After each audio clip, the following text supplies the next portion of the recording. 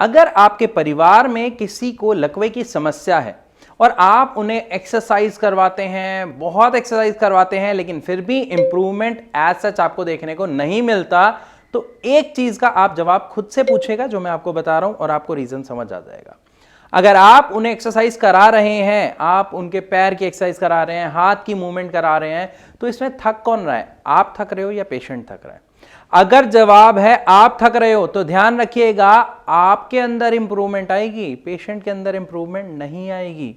क्योंकि जब पेशेंट थकेगा तभी तो पेशेंट के अंदर मूवमेंट हो रही है, तभी तो पेशेंट की जान लग रही है, तो इंप्रूवमेंट भी पेशेंट के अंदर आएगा। ये सबसे बड़ा फर्क है, या ये कहा जाए सबसे अहम पार्ट है जो एक पैरालिसिस पेशेंट के केयर टेकर को ध्यान में रखना होता है। और इवन उस पैरालिसिस के पेशेंट को खुद से ध्यान में रखना है। उस सदस्य को समझाएं कि एक्सरसाइज के वक्त आपका थकना जरूरी है। अब वो कहेंगे भाई थकने के लिए मैं क्या करूं, मैं कर तो रहा हूं एक्सरसाइज। यहां पर आप उन्हें एक्सरसाइज मत बोलें, एक्सरसाइज कराएं लेकिन एक्सरसाइज मत बोलें। आप उन्हें एक्सरसाइजेस की जगह ऑक्यूपेशनल थेरेपी कराएं। ऑक्यूपेशनल थेरेपी क्या होती है, इसको थोड़ा सा आसान शब्दों में समझते हैं। ऐसे काम जो वो व्यक्ति लकवा होने से पहले यानी पैरालिसिस होने से पहले किया करता था। अगर मान लीजिए वो मेल है या फीमेल है, तो बालों को कंघी करना हर कोई करता है, बालों में ऑयल लगाना हर कोई करता है, लेकिन अब पेशेंट नहीं कर पाता। तो हमें क्या करना है, हमें उन्हें ये चीजें करानी है, हमें उन्हें एक्टिविटी की तरह करानी है। अब कैसे करानी है, आप उनके हाथ में कंघा दीजिए और बोलो अपने कॉम करो, अपने जो बाल हैं वो ठीक नहीं लग रहे, उन्हें कॉम कीजिए। ये हमें भी पता है, आपको भी पता है कि वो पेशेंट कॉम नहीं कर पाएगा। लेकिन क्यों नहीं कर पाएगा? उसके हाथ में दिक्कत है? नहीं है। उसकी उंगलियों में दिक्कत है? नहीं है। दिक्कत दिमाग में है, क्योंकि दिमाग का वो हिस्सा जो आपकी उंगलियों को, आपके हाथ को, आपकी कलाई को कमांड देता है ऊपर उठ के काम करने के लिए, उस हिस्से को नुकसान आ गया है, नुकसान हो गया है और अब वो हिस्सा काम नहीं कर रहा है। तो उसकी जगह जब हमारे दिमाग में एक हीलिंग प्रोसेस होता है जिसको हम कहते हैं न्यूरोप्लास्टिसिटी, उसके द्वारा हमें अपने दिमाग को दोबारा ट्रेंड करना होता है, दोबारा उसे सिखाना होता है कि वो कैसे हमारे हाथों को, उंगलियों को कमांड दे कि वो उठे और काम करे। इसके लिए सबसे आसान तरीका है उन्हें वो काम कराइए जो वो पहले किया करते थे रोजमर्रा की लाइफ में, क्योंकि कहीं ना कहीं वो चीजें सीखना बहुत आसान होता है उस पेशेंट के लिए, और करना भी जिसके लिए वो कोशिश कर सकता है जो वो पहले किया करता था। मैं आज आप सबको ये क्यों और कैसे बता रहा हूं, क्योंकि जब हमारे यहां यानी भारत होम्योपैथी में पेशेंट्स अपनी मेडिसिन, अपनी डाइट और अपनी एक्सरसाइज चार्ट के बारे में डिटेल लेने आता है, तो उन्हें हम इसी चीजों का एडवाइस करते हैं, जिससे वो पहले या दूसरे महीने में बहुत ही अच्छे विजिबल चेंज अपने अंदर देखता है। क्योंकि उस काम को करने की इच्छा अंदर से पेशेंट के अंदर आती है कि मुझे बाल कॉम करने हैं। वो एक बार कोशिश करेंगे, 2 बार कोशिश करेंगे, जो हाथ नहीं चल रहा उसका सपोर्ट लेंगे, लेकिन वो करेंगे। और जब वो बार बार उसी एक्शन को करेंगे, तो हमारा दिमाग कहीं ना कहीं हिट करता है उस बात को और वो कमांड देने की कोशिश करता है। और जब हमारा दिमाग कमांड देने की कोशिश करता है तो पहले हाथ बिल्कुल नहीं उठ रहा, धीरे धीरे थोड़ा थोड़ा उठना शुरू होता है, और एक वक्त आता है कि जब वो हाथ प्रॉपर्ली उठना शुरू हो जाता है। तो यहां पर हमें अपने पेशेंट को क्या करना है, जैसे कॉम का मैंने आपको एग्जाम्पल बताया, दूसरा एग्जाम्पल बताता हूं। आप उनके हाथ में थोड़ा सा तेल रख दीजिए और बोलिए अब अपने बालों में लगाओ। तो एक हाथ तो ठीक है, वो तो जाएगा, लेकिन जो दूसरा हाथ है वो उसके लिए कोशिश करेंगे, प्रैक्टिस करेंगे। हो सकता है वो तेल नीचे गिर जाएगा, तो हमें ज्यादा तेल उसमें नहीं देना, थोड़ा सा तेल देना है कि आप लगाओ। तो उससे वो जो कोशिश करेंगे वो दूसरे हाथ लेके जाएंगे। बस ये कोशिश ही उन्हें सफलता की सीढ़ी तक पहुंचाएगा, उन्हें उनकी अपनी मंजिल तक लेकर जाएगा, मतलब उनको रिकवर कराएगा उनकी लकवे की समस्या से।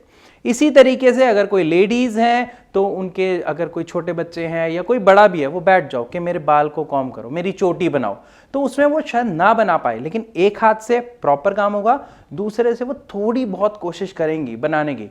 उनसे जिद करो, फोर्स करो, नहीं मैं नहीं हट रहा, आज तो आप ही बनाओगी तभी मेरी चोटी बनेगी। इस तरीके से उनसे काम कराओ, एक्टिविटीज कराओ, क्योंकि ये काम और एक्टिविटीज नहीं है, ये है उनकी एक्सरसाइज ही। लेकिन कौन सी एक्सरसाइज? जो उन्हें बहुत ही असरदार तरीके से ठीक कर रही हैं। ये वो भी नहीं जानते, लेकिन हम जानते हैं। और इस तरीके के इलाज में सबसे बेहतरीन पार्ट क्या होता है कि पेशेंट खुद से एंजॉय करके कोशिश करता है। और जब वो कोशिश करता है तो थकता कौन है? पेशेंट थकता है। और जब वो पेशेंट थकता है तो इंप्रूवमेंट किस में आती है? उस पेशेंट में आती है। तो हमें क्या करना है? हमें पेशेंट का सहारा नहीं बनना है, हमें उस पेशेंट को मोटिवेट करना है, उसे उत्साहित करना है कि वो ये काम करे। अब जैसे घर में छोटे बच्चे होते हैं तो उन्हें बोलो खेलो, तो खेलने में क्या करना है? उन्हें बॉल पकड़ाओ कि आप बॉल फेंकोगे। अब देखो, जब बॉल फेंकना है तो वो पेशेंट क्या करेगा? पहले तो बॉल पकड़ने की कोशिश करेगा, मतलब कहीं ना कहीं वो अपनी उंगलियों के ऑर्डर को, कि उंगलियां कैसे हिलानी है, मूवमेंट कैसे होनी है, ये करेंगे। फिर बॉल को छोड़ना, जो सबसे डिफिकल्ट काम होता है एक पैरालिसिस पेशेंट के लिए। लेकिन जब बच्चा उन्हें कहता है तो कहीं ना कहीं वो पेशेंट जब इमोशनली उनसे जुड़े हुए होते हैं तो ये इमोशंस ही, ये प्यार ही, ये अपनापन ही उन्हें इतनी बड़ी समस्या से बड़ी आसानी से बाहर निकाल के ला पाते हैं। तो आज जो मैंने आपको ये तरीका बताया कि वो सारे काम जो घर में लकवे की समस्या होने से पहले वो सदस्य करता था या करती थी, उन्हें कराइए, कोशिश कराइए। मैं ये नहीं कह रहा 1 दिन, 10 दिन या 15 दिन में फर्क आएगा, लेकिन हाँ, जल्द ही आएगा। क्योंकि जब आप सही दवा ले रहे हैं जो आपकी न्यूरोप्लास्टिसिटी में हेल्प कर रही है, सही आप तरीके से एक्सरसाइज करा रहे हैं और सही डाइट ले रहे हैं, जो चेंजेस है, जो इंप्रूवमेंट है, वो विजिबल होती है, वो दिखाई देती है। और एक चीज ध्यान रखिएगा, ये जो सर्दियों का मौसम है, ये एक लकवे के पेशेंट के लिए गोल्डन मोमेंट होता है। हमें लगता है कि सर्दियों में पेशेंट ज्यादा अकड़ रहा है, उसके हाथ पैर अकड़ रहे हैं, उसे पेन ज्यादा हो रहा है, लेकिन ध्यान रखिएगा ये सबसे अच्छा समय होता है जब उस पेशेंट को हम उसकी समस्या से रिकवर करा सकते हैं। मैं ऐसा क्यों कह रहा हूं, आप खुद समझिए।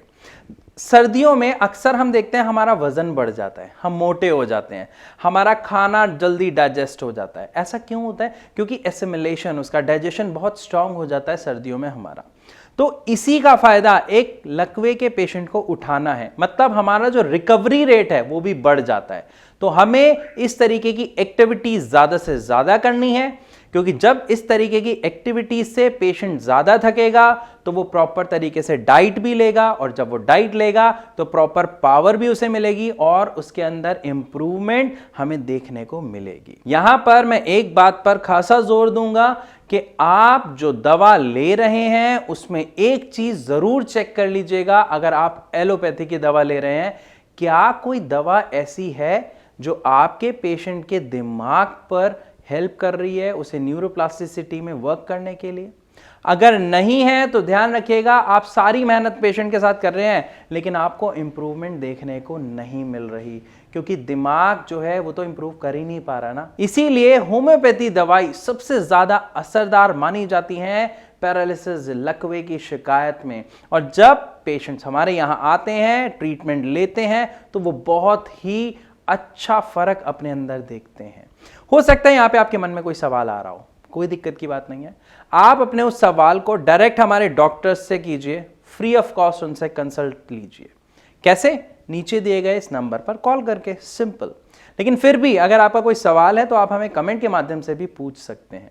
तो मैं आशा करता हूं इस वीडियो के माध्यम से आपको समझ आया होगा कि किस तरीके से हम लकवे के पेशेंट को उसकी समस्या से बाहर ला सकते हैं और एक अच्छा जीवन उसको जीने के लायक बना सकते हैं। तो हमें सिर्फ ध्यान क्या रखना है कि जो भी वो लकवे का पेशेंट है या फिर जो उसके केयर टेकर है, उन्हें हिम्मत नहीं हारनी है, उन्हें पेशेंस रखना है, सही दवा लेनी है और उनको ऐसी एक्टिविटीज करानी है जो वो अपनी समस्या से पहले किया करते थे, स्पेशली अपनों के साथ। तो इसी के साथ मैं आप सबसे इजाजत लेना चाहूंगा, मिलूंगा अपनी अगली वीडियो में। तब तक के लिए नमस्कार।